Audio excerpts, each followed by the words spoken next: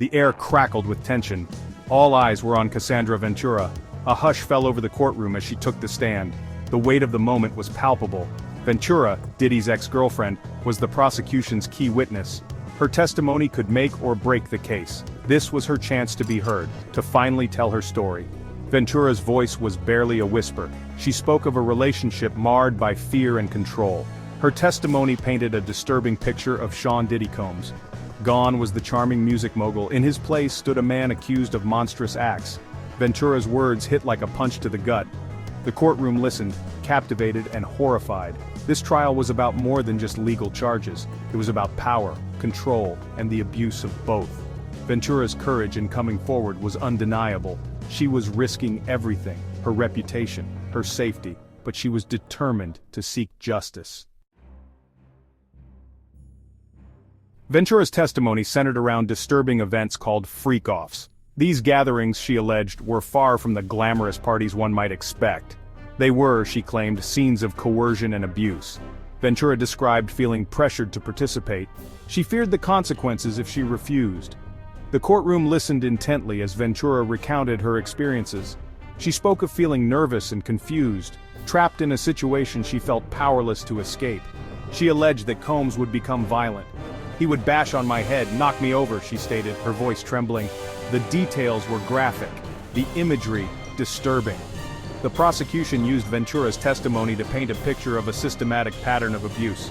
They alleged that Combs used his power and influence to control and manipulate Ventura. The defense, however, was ready with their counter-narrative.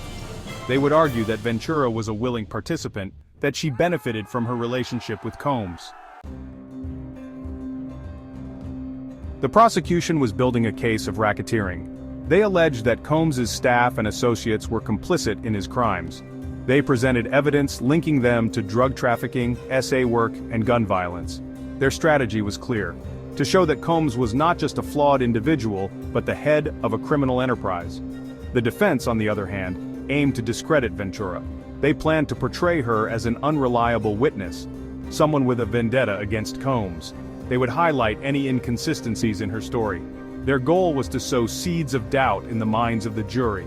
The courtroom became a battleground of narratives, two sides fighting for their version of the truth. The stakes couldn't be higher. Combs, facing charges of trafficking and racketeering, could spend the rest of his life behind bars. Judge Arun Subramanian presided over the trial. He faced intense scrutiny. He made a controversial decision to keep evidence of the adult offs private. The media cried foul. They argued the public had a right to see the evidence, but the judge was adamant. He would not allow Ventura to be further victimized. The trial was far from over. Both sides had presented compelling arguments. The jury had a difficult decision to make. Their verdict would have far-reaching consequences, not just for Combs and Ventura, but for the countless others who have been affected by SA abuse. This trial was a stark reminder of the pervasiveness of SA violence. It shone a light on the often hidden world of power imbalance. The Los Angeles courtroom buzzed. Sean Diddy Combs, the once untouchable hip-hop mogul, sat before a jury. He faced accusations that shattered his carefully crafted image. 5 criminal counts, including SA trafficking and racketeering, painted a dark picture. The prosecution alleged a pattern of exploitation, manipulation, and violence. At the center of this storm stood Cassie Ventura. Ventura, a singer and Combs' former girlfriend, became a key witness for the prosecution. Her relationship with Combs spanned over a decade. This history, once fodder for gossip columns, transformed into a source of damning testimony. Ventura's presence loomed large, threatening to expose the underbelly of power and fame. The trial captivated Hollywood and beyond. It became a stark reminder of the hidden abuses that can fester behind wealth and celebrity.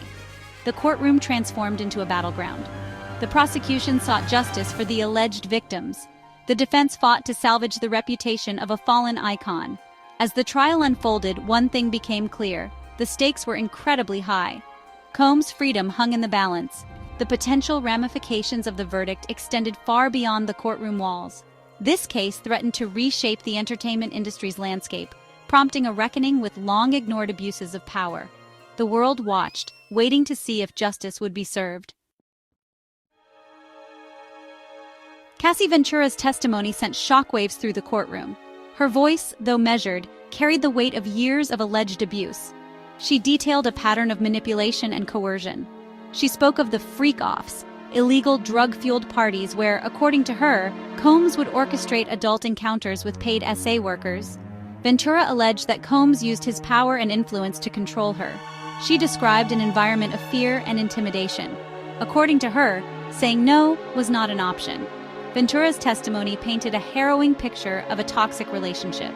She claimed Combs' behavior escalated from jealousy to violence.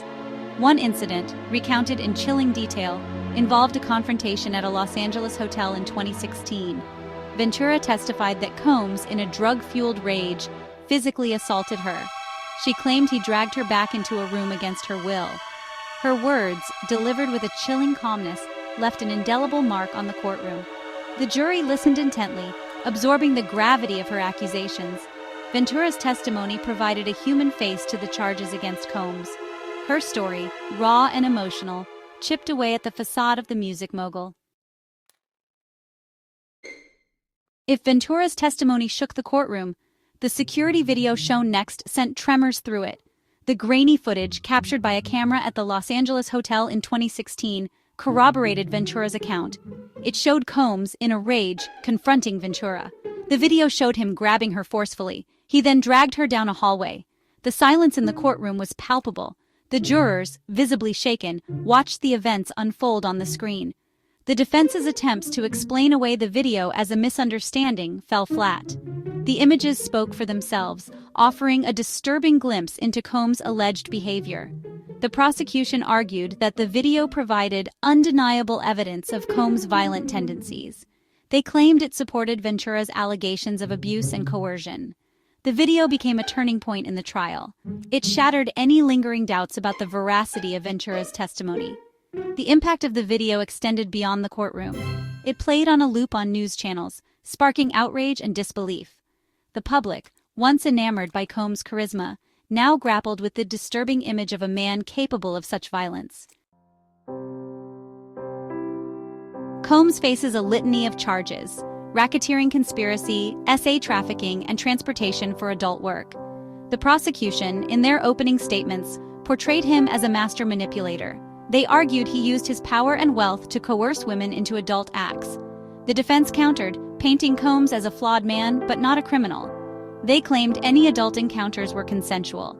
The trial, however, has extended beyond the courtroom. Combs' legal team, led by Brian Steele, known for his aggressive tactics, has been vocal outside the courtroom. They have accused the prosecution of witness tampering and evidence manipulation. The prosecution has denied these claims, calling them a desperate attempt to deflect from the overwhelming evidence. The potential ramifications of this trial are vast. A guilty verdict could mean years in prison for Combs. It could also irrevocably tarnish his legacy. The trial has sparked a larger conversation about the abuse of power in the entertainment industry. It has forced a reckoning with the ways in which women, particularly young and vulnerable women, can be exploited. Regardless of the verdict, the trial has left an indelible mark. It has exposed the dark underbelly of fame and fortune. It has given a voice to those who have been silenced for too long. The world is watching. The air in the courtroom was thick with anticipation. All eyes were on the screen. A hush fell over the room as the jurors prepared to view evidence. These were not just any images. These photos depicted Diddy's infamous adult off-parties. Gasps rippled through the jury box, faces contorted in disgust and disbelief. The jurors, average people thrust into this sordid world, were visibly shaken. The explicit photos, filled with entangled bodies and fueled by drugs, painted a picture of depravity. It was a stark contrast to the glamorous image Diddy had cultivated over the years. This trial wasn't about music or money, it was about power, control, and alleged abuse. At the center of it all was Cassie Ventura. A woman who had once been romantically linked with Diddy, she was now a key witness for the prosecution. Her testimony sent shockwaves through the courtroom. She spoke of a decade marred by alleged abuse, her voice trembling at times. She detailed the physical and emotional torment she allegedly endured. Ventura didn't hold back. She spoke of her struggles with gastrointestinal issues, a result, she claimed, of the drug-fueled adult off-parties. The jury listened intently, their expressions a mix of sympathy and horror. It was a side of Diddy the public had never seen. The man who had always presented himself as a charismatic and successful mogul was now being accused of horrifying acts. The courtroom had become a stage for a dramatic fall from grace. Diddy, once revered as a hip-hop icon, was now fighting to salvage his reputation. The trial had captivated the nation, with every detail splashed across tabloids and news websites. The allegations were shocking, the testimony heartbreaking, and through it all, the jury sat, tasked with the heavy burden of determining the truth. Their reactions to the evidence spoke volumes. This was not a case they would easily forget. Diddy's legacy, once untouchable, now stood on the brink. The trial had peeled back layers of his public persona, revealing a darker, more sinister side. The accusations, the testimonies, and the evidence had all painted a damning picture. As the courtroom drama unfolded, it became clear that the repercussions would be felt far beyond these walls. The hip-hop world, the fans, and the industry at large were left grappling with the fallout. This was more than just a trial, it was a